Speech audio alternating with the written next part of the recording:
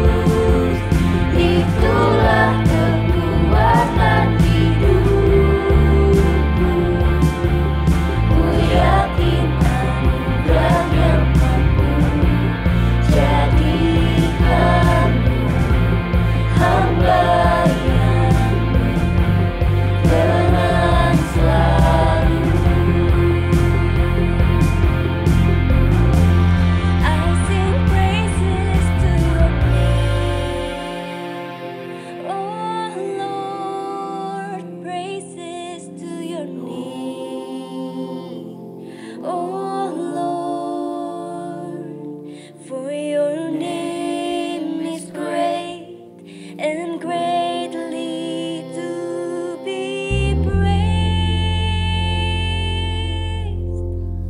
I sing praises to your name, oh Lord, praises to your name, oh Lord, for your name is great and greatly to be praised. I sing praises to your name, oh Lord, praises to your name, oh Lord, for your name is great and greatly to be praised. I sing praises to your name, oh Lord, praises to your name, oh Lord, for your name is great and greatly to be praised.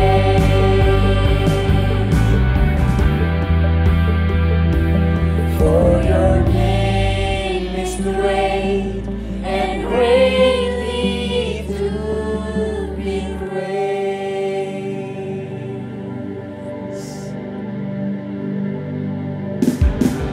Yuk semoga kita bangkit berdiri, kita bawa pujian yang terbaik buat Tuhan Yesus Kristus.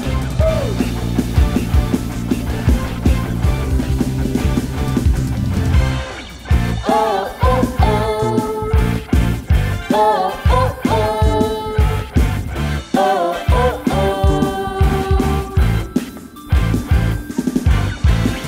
Oh, oh, oh. Oh, oh, oh. Oh, oh, oh.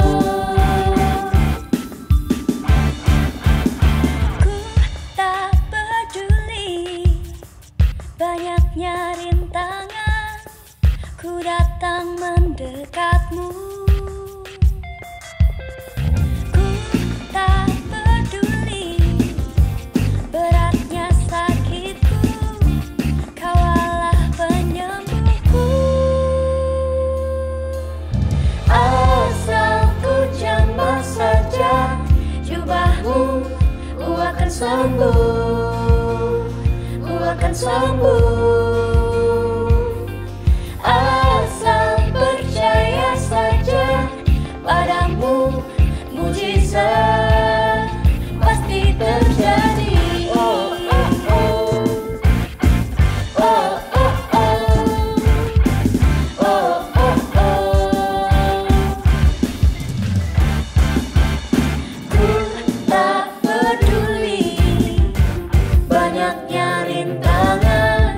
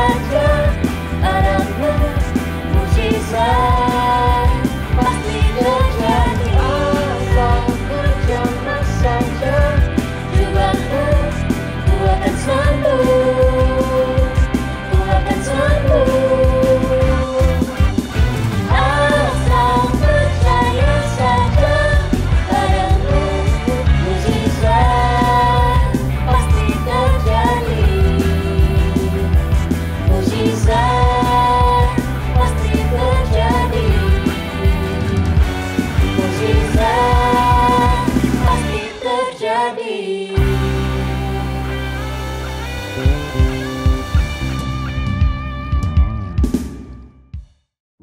Tuhan Yesus, terima kasih buat hari ini. Terima kasih kalau kami masih bisa beribadah dan memuji menyembah-Mu. Melalui pujian dan penyembahan kami mau nyatakan Tuhan bahwa Engkau baik, Engkau berdaulat atas kehidupan kami, dan kami percaya bahwa pertolongan Tuhan selalu tepat pada waktunya. Bapak, sebentar kami mau memberi dengan sukacita, biar persembahan kami ini Tuhan bisa menjadi berkat untuk orang-orang di sekitar kami, bisa dipergunakan Tuhan untuk terus memperluas pekerjaan tangan-Mu di muka bumi ini. Terima kasih Bapa, hanya di dalam nama-Mu kami berdoa. Amin. Teman-teman, sekarang kita akan memberikan persembahan. Persembahan dapat diberikan melalui transfer ke nomor rekening yang ada di layar atau scan QR code yang ada di layar. Sebelum kita memberikan persembahan kita, mari kita deklarasikan persembahan pada hitungan yang ketiga. 1, 2, 3. Pada saat kami membawa persembahan, kami percaya pintu sorga terbuka dan berkat Tuhan dicurahkan. Setiap anak muda diberkati di kampus, marketplace, komunitas di mana kami berada. Kami memperoleh hikmat, kecerdasan, perkenanan untuk menjadi anak muda yang kreatif dan mampu menyelesaikan permasalahan yang ada. Perlindungan Tuhan atas hidup kami, keluarga kami, komunitas kami, dan pekerjaan kami sempurna. Menemukan pasangan yang tepat dan terbaik dari Tuhan. Di tengah-tengah dunia, kami menjadi generasi yang relevan, yang memberikan pengaruh tanpa kompromi terhadap nilai-nilai yang kami percayai. Dalam nama Yesus, amin. Hai, Shalom Next Generation. Kembali lagi di online service GBI-WTC Next Generation. Oke. Sebelum kita mendengarkan firman Tuhan, mari kita bersatu dalam doa. Bapak, terima kasih kami mengucap syukur Tuhan untuk hari-hari yang luar biasa yang Tuhan berikan, untuk hal-hal yang luar biasa, untuk hal-hal yang baik yang Tuhan berikan pada kami. Kami mengucap syukur untuk segala hal Tuhan yang kami bisa lewati, untuk segala hal yang Tuhan taruh dalam hidup kami. Kami mengucap syukur sebagaimana kami ada hari ini. Kami mengucap syukur dalam semua keadaan baik yang Tuhan izinkan terjadi dalam hidup kami. Kami mengucap syukur Bapa, kalau di hari ini Tuhan kami mendengarkan firman-Mu, kami mendengarkan isi hati-Mu, Tuhan sampaikan apa yang Tuhan mau sampaikan. Tuhan berikan apa yang Tuhan mau berikan. Kau berikan hikmat, Kau berikan pewahyuan untuk aku dapat berbicara Bapa, sesuai apa dengan maunya Tuhan, sesuai apa yang Tuhan ingin bicarakan. Terima kasih Tuhan Yesus, kami serahkan Tuhan kehidupan kami ke dalam tangan Tuhan, biar Engkau yang ambil alih seluruh kehidupan kami sepanjang hari dan minggu-minggu kami serahkan semua dalam tangan Tuhan. Terima kasih Bapa, terpuji-pujilah nama-Mu, di dalam nama Tuhan Yesus kami berdoa dan mengucap syukur. Haleluya, amin, haleluya. Shalom teman-teman, sekali lagi gue sambut teman-teman untuk kita menikmati ibadah online, sekalipun online mungkin teman-teman ada di rumah, tapi biar kita merasakan terus hadirat Tuhan dimanapun kita berada gitu. Oke, gue berharap teman-teman dalam keadaan baik, dalam keadaan sehat, dalam keadaan sukacita terus. Sekalipun apapun yang kita hadapin hari-hari ini, apapun yang mungkin teman-teman rasain, mungkin dalam keadaan sakit atau sehat, dalam berkat yang melimpah sekalipun, kita mengucap syukur, kita sukacita selalu ada dalam diri kita. Oke, hari ini kita masih di dalam serial khotbah Get Out of My Mind dalam minggu yang ketiga. Oh ya, sebelumnya kenalin dulu nama gue Gedi.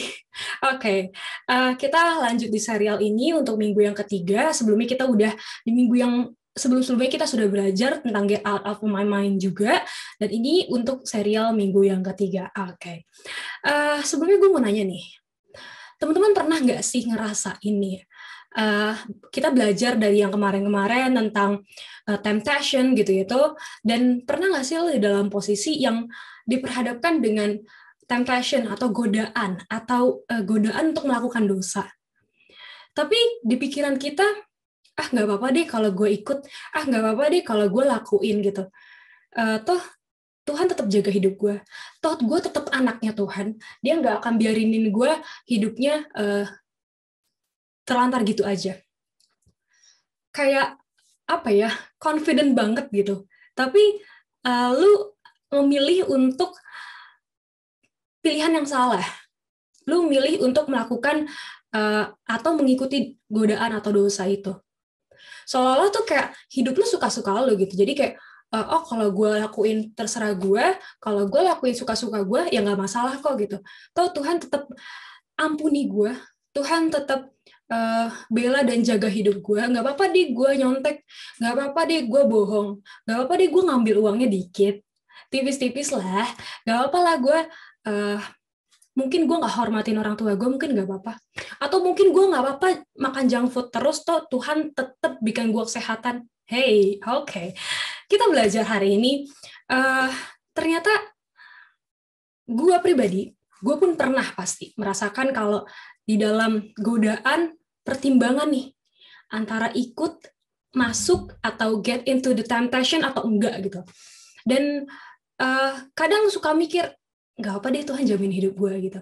Dan ternyata fun fact-nya adalah bukan cuma kita gitu, tapi ternyata Tuhan, Yesus yang punya perfect life gitu, ternyata dia pernah dihadapkan seperti itu, pernah diperhadapkan dengan temptation tersebut gitu. Kita coba belajar dari Matius 4 ayat yang ke-5. Kita baca bareng-bareng ya. Oke. Matius 4 ayat 5 sampai 7, kita baca bareng-bareng. Kemudian iblis membawanya ke kota suci dan menempatkan dia di bubungan bait Allah. Lalu berkata kepadanya, "Jika engkau anak Allah, jatuhkanlah dirimu ke bawah, sebab ada tertulis, mengenai engkau, ia akan memerintahkan malaikat-malaikatnya, dan mereka akan menatang engkau di atas tangannya, supaya kakimu jangan terantuk kepada batu." Kita berhenti sampai sini dulu. Oke, di sini kalau kita baca, iblis itu apa ya? Kayak menggoda Yesus. Udah, jatuhin aja diri lo ke bawah gitu. Turun aja, loncat aja. Kan udah tertulis, dia akan memerintahkan malaikat-malaikatnya untuk jaga lo, untuk lindungin lo, untuk bela lo. Wow, godaan yang lumayan. Tapi itu yang iblis lakukan gitu. Dia bahkan pakai ayat loh. Dia bilang ada tertulis. Wow, bukan cuman kayak udah tenang aja nggak apa-apa. Enggak gitu. Tapi ada tertulis loh di sini. Wow. Tapi serial yang sebelumnya kita belajar tentang temptation, atau yang artinya itu keinginan untuk melakukan apa yang seharusnya nggak kita lakukan gitu. Dan sebenarnya ketika kita diperhadapkan dengan temptation itu atau godaan, itu seolah-olah lagi apa ya, di otak kita tuh sedang mengalahkan apa yang Tuhan bilang sama kita, atau mengalahkan lagi mengalahkan, berusaha untuk mengalahkan apa yang Tuhan di dalam diri kita gitu. Apa yang Tuhan omong, apa yang Tuhan lakukan, apa yang Tuhan bicarakan sama kita gitu. Dan di otak kita tuh seringkali ketika kita diperhadapkan dengan godaan-godaan tersebut, itu seringkali ada dalam sebuah pertimbangan atau pemikiran gitu. Satu sisi gue mikir kalau Tuhan marah nggak ya kalau gue get into the temptation, atau gue ikutin godaan tersebut, atau gue hanyut, terhasut. Nah, bahasanya terhasut. Oke. Kalau gue terhasut tuh, Tuhan marah nggak ya? Tuhan sedih nggak ya sama apa yang gue lakuin? Tuhan kecewa nggak ya kalau gue ikutin godaan itu? Atau ketika gue melakukan dosa ini, Tuhan marah nggak ya? Tuhan sedih nggak? Tuhan kecewa nggak? Tapi satu sisi pemikiran lain berpikir kayak, well, Tuhan bakal show His grace sama gue. Tuhan bakal jaga gue, Tuhan bakal bela gue. Ya udah, tenang aja, suka-suka gue. Hidup-hidup gue. Wow. Jadi ya big question-nya adalah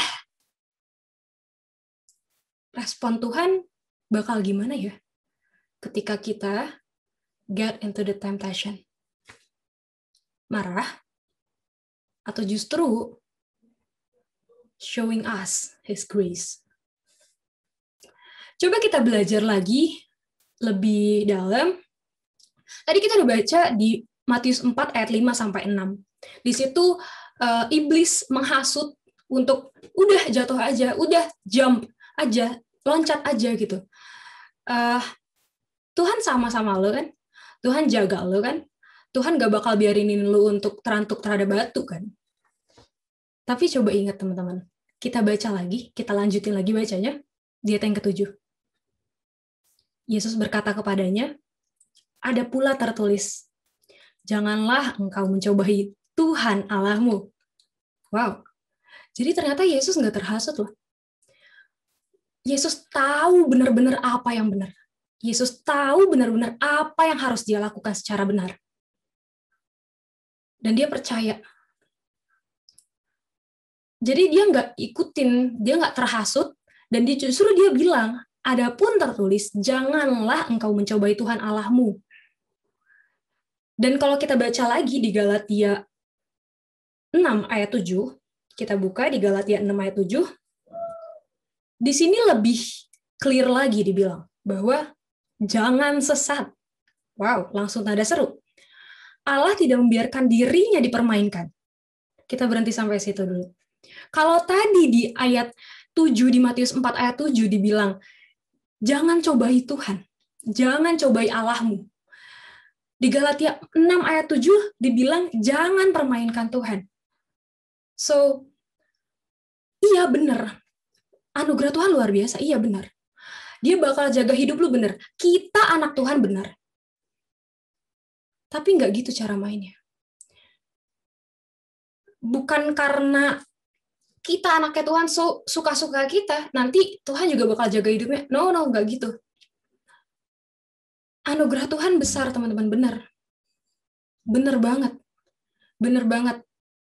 Tapi coba ingat, bukan berarti ketika kita melakukan kesalahan, nggak ada konsekuensinya. Pasti ada konsekuensinya. Karena di sini juga lanjutannya tertulis. Kita baca lagi lanjutannya. Di Galatia 6 ayat 7b ya. Karena apa yang ditabur orang, itu juga yang akan dituainya. Wow. Jadi, anugerah Tuhan luar biasa benar. Tapi bukan berarti nggak ada konsekuensinya. Setiap apa decision yang kita ambil, itu pasti ada konsekuensinya. So, be wise. Be wise untuk kita nentuin apa yang kita tabur. Karena apa yang kita tabur, itu yang kita tuai. Dan apa yang kita selama ini kita putuskan untuk melakukan satu hal, itu ada konsekuensinya. Ketika kita get into the temptation, itu ada konsekuensinya di belakangnya, teman-teman. Jadi, anugerah Tuhan benar. Dia jaga hidup lu benar. Dia jaga hidup gue benar. Jaga hidup kita benar. Kita anaknya benar. Anugerah Tuhan luar biasa benar. Tapi bukan berarti nggak ada konsekuensi di akhirnya. Ketika kita get into the temptation. Ketika kita terhasut dengan godaan si iblis ini. Di ayat ini, Tuhan ngajarin kita kalau kita harus tahu, kita harus percaya, trust what God has labeled as true. Percaya kalau apa yang udah Tuhan taruh dalam diri kita tuh benar. Percaya kalau diri lo tuh anak Tuhan. Percaya kalau Tuhan tuh jamin hidup lo. Percaya kalau Tuhan tuh udah cap hidup lo, udah milikin hidup lo 100% gitu. Jadi nggak usah berusaha untuk cari solusi yang sesuai pemikiran kita. Maksud gue, nggak usah berusaha untuk, kita ambil case ya, kita ambil contoh. Gue ujian hari ini. Terus gue nggak belajar. Di pikiran gue adalah, kalau gue nggak nyontek, gue akan dapat nilai jelek. Dan di pemikiran gue berusaha untuk menyelesaikan itu sendiri dengan cara menyontek. Tanpa gue pikirin, tanpa gue cerna lagi, tanpa gue pikirin lagi bahwa label gue tuh anak Tuhan. Harusnya gue percaya sama apa yang udah Tuhan taruh dalam hidup gue anak Tuhan, gue jaminan, gue sudah dijamin, dan gue melakukan nyontek. Dan di situ ada konsekuensinya. Tapi ya tadi Tuhan ajarin untuk Tuhan nggak terhasut. Yesus nggak terhasut sama gue dan iblis. Dia lakukan apa yang benar. Dia lakukan sebagaimana dia sudah dilabel oleh Allah. Dia percaya bahwa Allah akan memberikan masa depan yang penuh harapan. Allah akan memberikan hari-hari depan yang penuh sukacita. Gitu, teman-teman. Dan mungkin kalian atau gue juga sering mendengar gitu kata-kata bahwa Tuhan itu Bapa yang penuh kasih, right? Tapi kadang-kala kita juga lupa bahwa Bapa adalah Bapa yang adil. Dia Allah yang penuh kasih, dia Allah yang adil. Dan dia mau hidup lo dan gue itu berkembang, bertumbuh. Gue beberapa hari lalu ikut kegiatan semacam muritan, dan salah satu kakaknya bilang gini, Tuhan terima lo apa adanya. Tapi dia nggak mau lo seadanya. Jadi dia mau lo tuh bertumbuh, lo berkembang, lo next level, lo meningkat. Bukan yang cuman, oh gue anak orang kaya, gue bisa nikmatin harta orang tua gue. Dalam arti kata, oh gue punya Tuhan yang mengampuni, gue bisa nikmatin pengampunan itu terus. Iya, dia penuh pengampunan, benar. Tapi dia juga mau kita berkembang, kita bertumbuh, kita dewasa. Dia mau kita nikmatin cintanya secara penuh. Dia pengen kita punya kehidupan yang meningkat, yang nggak stuck di situ aja. Yang cuma nikmatin aja, nikmatin hartanya yang nggak habis-habis, tanpa kita mikirin hidup kita yang berkembang gitu. Dia terima lo apa adanya, tapi dia nggak mau lo seadanya. Dan baiknya Tuhan adalah dia nggak mau lo dan gue ngalamin penyesalan-penyesalan dan konsekuensi yang berat dan yang konsekuensi yang hebat nantinya. Dia pengen kita tahu kalau setiap keputusan yang kita ambil itu ada konsekuensinya. So ketika kita get into the temptation, ingat ada konsekuensi. Gue ngambil contoh seperti gue waktu gue kecil, ya SD sekitar segitu. For your information, gue tuh suka makan mie, kayak mie instan, let's say, ya yang enak banget itu, merek, ya you name it lah, merek apa gitu kan, mie gorengnya, ya kan, mie kuahnya, oke. Dan ya karena mie instan itu juga jadi kurang baik untuk kesehatan gitu. Kalau lu makan itu tiap hari dan keseringan. Dan orang tua gue tahu hal itu. Dan bokap gue itu membuat peraturan di rumah. Jadi kita nggak boleh sering-sering makan mie.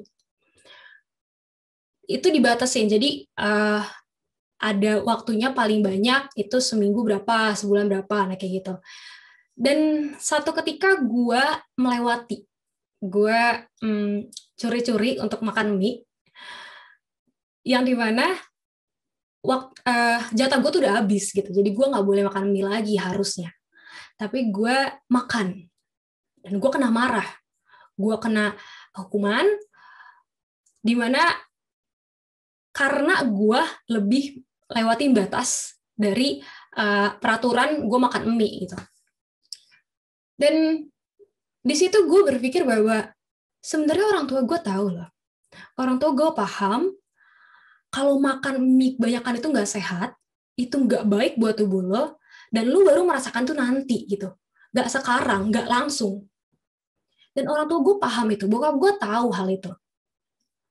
Dan dia udah ngerasain gitu. Maksudnya di masa tua, lu bakal ngerasain kalau lu banyakan makan makanan instan atau makanan yang gak sehat, tubuh lu juga akan gak enak dan gak akan sehat gitu. Tapi gue gak ngerti.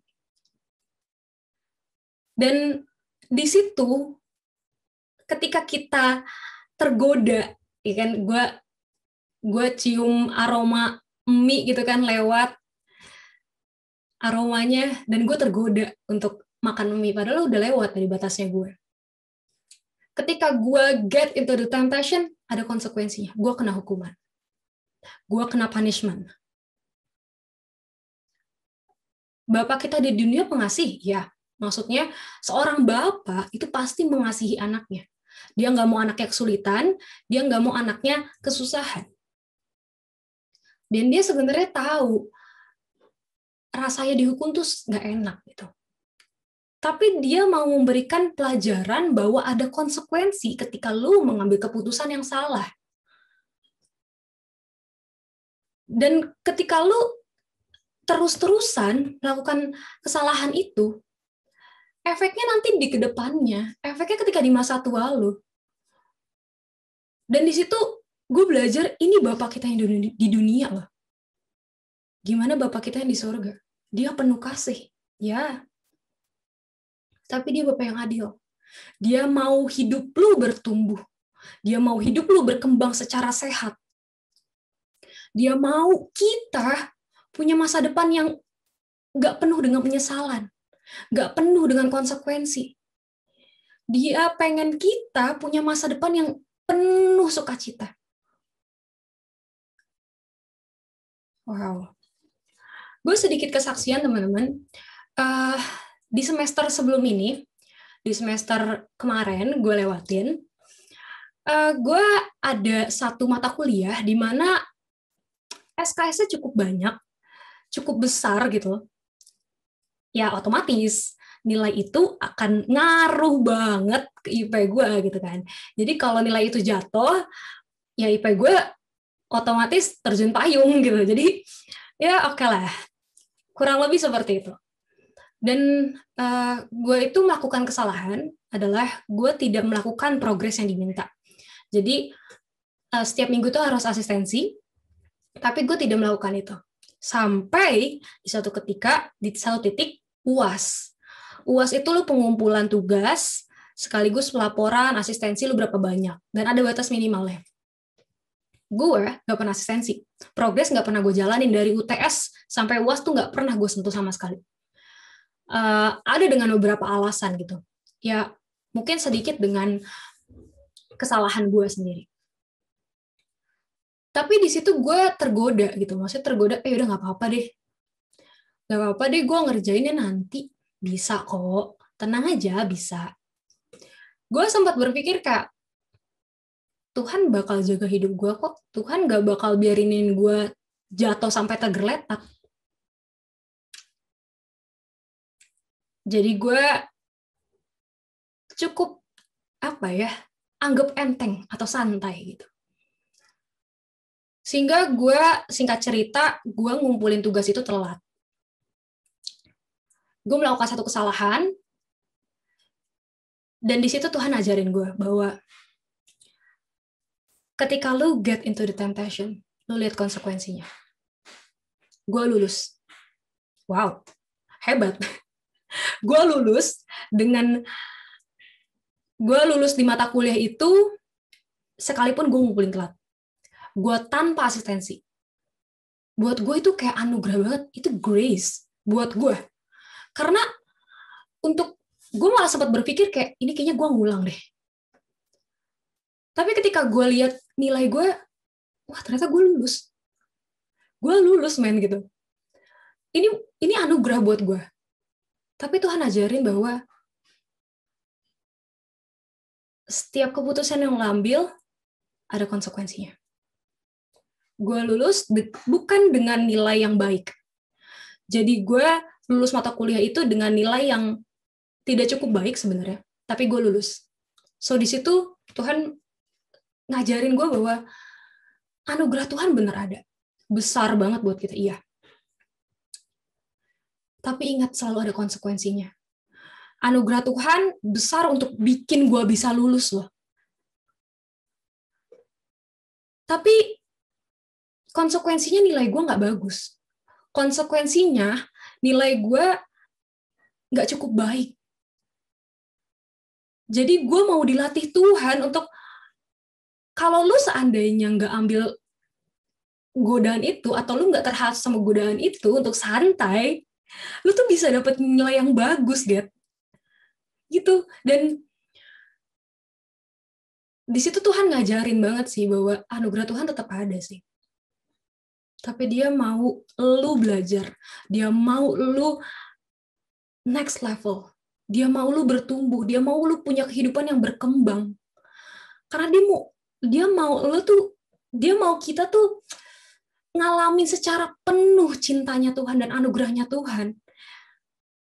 Wow, itu keren banget sih buat gue. Dan buat teman-teman, kalau lo dalam keadaan yang berpikir kalau gue udah terlalu banyak nih, benih-benih yang gue tabur, benih-benih buruk yang gue tabur, keputusan-keputusan buruk yang gue tabur tuh udah terlalu banyak. Sampai hari ini udah terlalu banyak. Udah terlalu banyak hal-hal buruk yang gue tabur di tanah gue. Hey, tapi ada good news-nya. Gue mau kasih tahu good news-nya, dan gue mau kita semua tahu bahwa it is not the end. You are not done. Kita masih bisa ambil keputusan untuk ubah keputusan kita, untuk ubah arah keputusan kita sekarang, hari ini. Karena apa yang kita lakuin hari ini itu berdampak untuk besok, untuk kedepannya, untuk 5 tahun lagi, untuk 5 tahunnya gue, untuk 10 tahunnya gue, itu berdampak gitu. So, kalau emang teman-teman ngerasa bahwa udah terlalu banyak nih benih yang gue tabur, hal-hal buruk yang gue tabur dalam diri gue, so coba yuk kita ubah arah hari ini. Ayo coba kita ubah keputusan kita hari ini. Kita ubah keputusan kita sekarang. Karena Tuhan pengen kita punya masa depan yang penuh harapan. Tuhan pengen kita punya masa depan yang gak penuh dengan penyesalan. Itu teman-teman yang gue mau sampein hari ini, bahwa Tuhan tuh penuh kasih. Anugerah Tuhan tuh besar, iya. Tapi setiap apa yang kita lewati secara normal, secara natural, ada konsekuensinya. Biar firman ini bisa menjadi berkat buat kita, untuk kita bisa terus percaya bahwa Tuhan tuh udah jamin hidup kita tuh luar biasa loh. Tuhan yang udah tahu kehidupan kita, yang udah jamin kehidupan kita. So, biarin kita percaya yuk. Kita percaya dengan caranya Tuhan. Gak usah pakai pemikiran sendiri. Lewat jalan sini, lewat jalan sini, lewat jalan sini. No. Tapi ikutin kebenarannya Tuhan lewat jalan yang mana.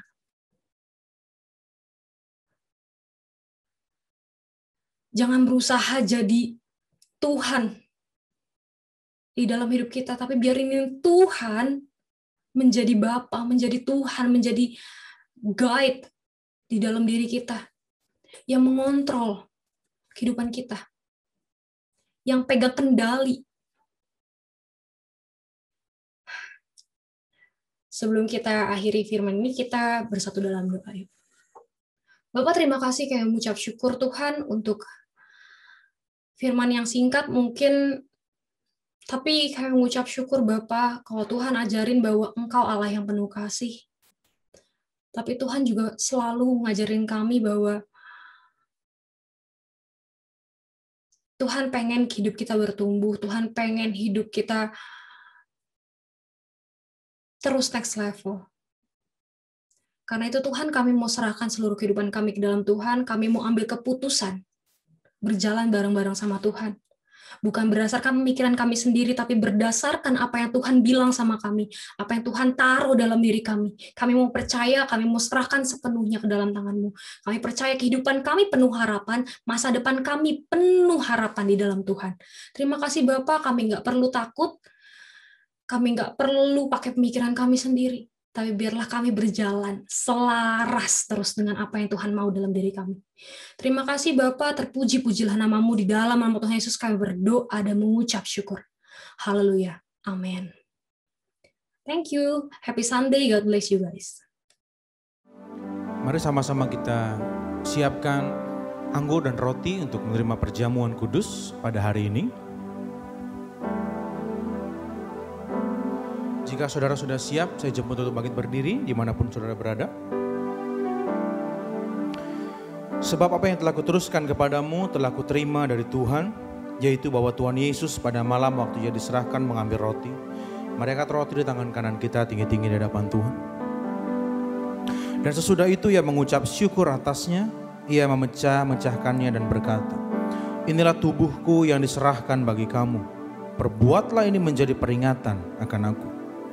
Kekasih-kekasih Kristus, bukankah roti yang kita pecah-pecahkan ini adalah persekutuan kita dengan tubuh Kristus? Mari kita makan dalam nama Yesus.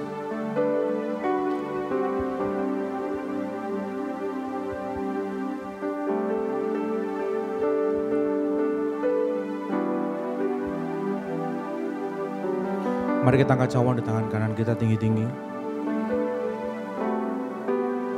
Demikian juga Ia mengambil cawan sesudah makan lalu berkata, cawan ini adalah perjanjian baru yang dimeteraikan oleh darahku. Perbuatlah ini setiap kali kamu meminumnya menjadi peringatan akan aku. Bukankah cawan pengucapan syukur yang atasnya kita ucapkan syukur ini adalah lambang persekutuan kita dengan darah Kristus? Mari kita minum dalam nama Yesus.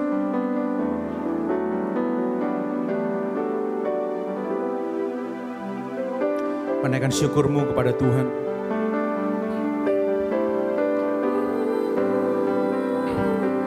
Sampaikan terima kasihmu kepada Tuhan. Karena selalu baru berkat-Nya, kebaikan-Nya, kesetiaan-Nya setiap hari melanda hidupmu dan keluargamu. Dan sungguh tiada Allah yang seperti Engkau, Yesus. Allah yang berani berjanji dan pasti menepatinya. Banyak orang yang berjanji tapi mereka tidak menepati. Kami mengucap syukur sebagai orang percaya, karena setiap perkataan-Mu, janji-Mu, firman-Mu adalah ya dan amin bagi setiap kami. Oh rakudia murulubunaya siambarak. Terima kasih Tuhan. Terima kasih Yesus. Terima kasih Tuhan untuk setiap kekuatan yang Kau berikan bagi kami, sehingga kami dimampukan berjalan Tuhan. Ajar kami untuk melihat bukan dengan mata jasmani kami, karena meskipun keadaan tidak menentu, tapi kami percaya orang yang mengandalkan Tuhan tidak akan pernah ditinggalkannya. Orang yang berjalan bersama dengan Tuhan, hidupnya dijamin oleh sorga. Jadikan kami Tuhan anak-anak muda yang takut akan Engkau, yang mengasihi-Mu Tuhan, yang juga berlaku setia kepadamu seperti Engkau setia kepada kami. Persiapkan hati kami Tuhan, pikiran kami, kehendak kami Tuhan untuk takluk kepada kebenaran firman Tuhan. Sehingga kami menjadi anak-anak muda yang efektif, menemukan panggilan kami sejak kami muda Tuhan. Kami akan menjadi anak muda yang berbeda, yang bisa dipercaya Tuhan untuk menolong sesama kami, generasi kami. Karena kami percaya Tuhan, sebentar lagi di waktunya Tuhan, Engkau akan mencurahkan Tuhan roh-Mu Tuhan secara besar-besaran Tuhan atas bangsa ini. Dan kami gak mau menjadi anak-anak muda yang hanya kagum dan takjub akan kebaikan dan kehebatan Tuhan. Kami mau menjadi anak-anak muda yang siap pada waktu roh-Mu dicurahkan Tuhan. Kami siap Tuhan menanggung beban yang Tuhan percayakan kepada kami. Karena setiap orang yang dilawat Tuhan, mereka adalah bagian kami Tuhan. Kami mau memakai hidup kami Tuhan untuk menjadi perpanjangan tangannya Tuhan atas mereka. Kami mau bawa mereka ke rumah-Mu. Kami mau bawa mereka kepada pengenalan akan Kristus. Mereka yang belum mengenal Tuhan akan mengenal Tuhan lewat hidup kami. Dan kami berdoa Tuhan, nama Yesus akan menjadi nama yang diperbincangkan di mana-mana. Di seluruh pelosok, kampung, desa, kota sekalipun Tuhan, nama Yesus akan menjadi nama yang dibicarakan oleh banyak orang. Karena Engkau begitu dahsyat dan hebat. Kami melepaskan berkat Tuhan atas gereja ini Tuhan, atas GBWTC, atas Banten Tuhan, atas Indonesia Tuhan. Biarlah lawatan-Mu Tuhan menyeluruh Tuhan atas bangsa kami. Setiap pulau yang ada Tuhan akan menikmati kasih-Nya Tuhan. Terima kasih Bapa. Kami percaya Tuhan, tangan-Mu selalu ada Tuhan atas bangsa kami. Pulihkan Indonesia. Pulihkan kami Tuhan dari segala krisis ekonomi Tuhan, aku berdoa. Tuhan jaga pekerjaan usaha setiap kami, orang tua kami. Supaya kami gak mengalami kekurangan Tuhan. Iman kami tetap teguh berdiri di dalam Engkau. Karena kami percaya Engkaulah satu-satunya jawaban yang kami nantikan. Terima kasih Tuhan untuk firman-Mu.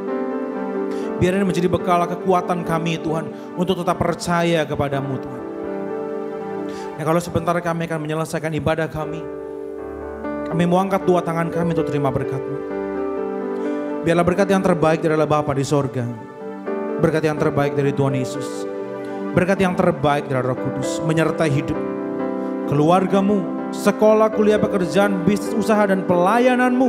Mulai hari ini, besok, bahkan sampai selama-lamanya. Kita yang percaya dan diberkati Tuhan. Sama-sama katakan, amin, amin.